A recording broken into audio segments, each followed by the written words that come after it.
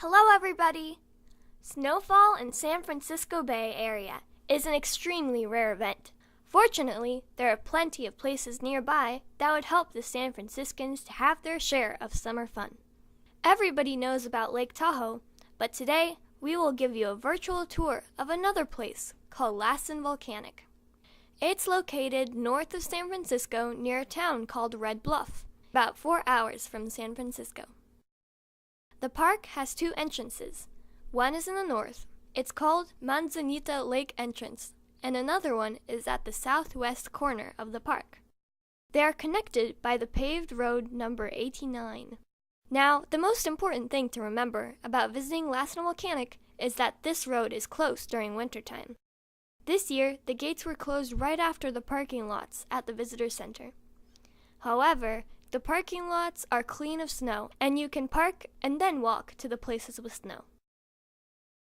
We will start from the southwest entrance, because this is where the sledding is the fun. The slopes of the hills are steep and covered with deep snow. Plus, if you walk up the road, you can get to a few of the hydrothermal features this park is famous for. Bubbling murky water in mud pots, steam coming from the cracks in the ground, so-called steam vents, and, of course, the smell of rotten eggs. For sure, the park has more hydrothermal features, but these are nearby and easily accessible in winter. You have to be careful near the mud spots. First of all, the water there is hot and acidic. The edge may be unstable, and they also become invisible when covered with snow. We got to the park on Saturday, spent half the day at Southwest Entrance, slept in a hotel in Red Bluff, and went to see the north part next day. The permit lasts 6 days, by the way. Sunday evening, we were back home in San Francisco. And on the way, we saw tens of thousands of snow geese landing at the Sacramento River Wildlife Refuge on Highway 5. We will show them to you at the end of the video, as well as the radioactivity levels. Day 2. The north entrance near the Manzanita Lake. The seismograph that was used to record the Earth tremor and a museum are near the parking lot, which is closed during the winter time. The Lily Pond Trail is across the road from the museum.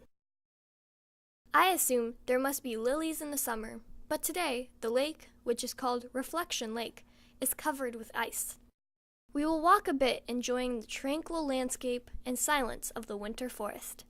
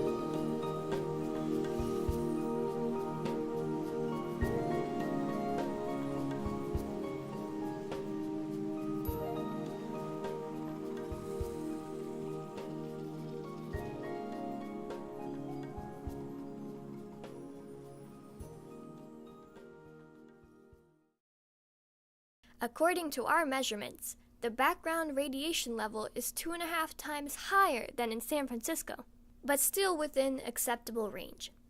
It's a sleeping volcano after all.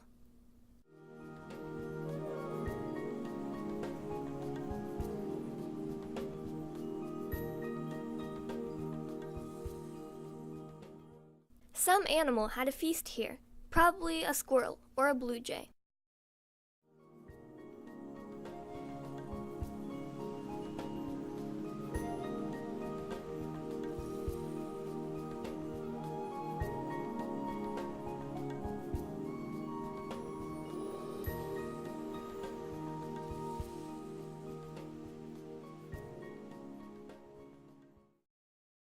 Sugar pine has huge pine cones, and the drops of resin off them smell very intense and kind of sweet, like candy.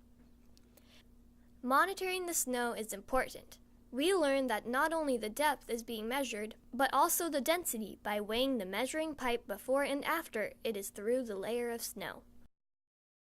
Thanks for watching, and good luck!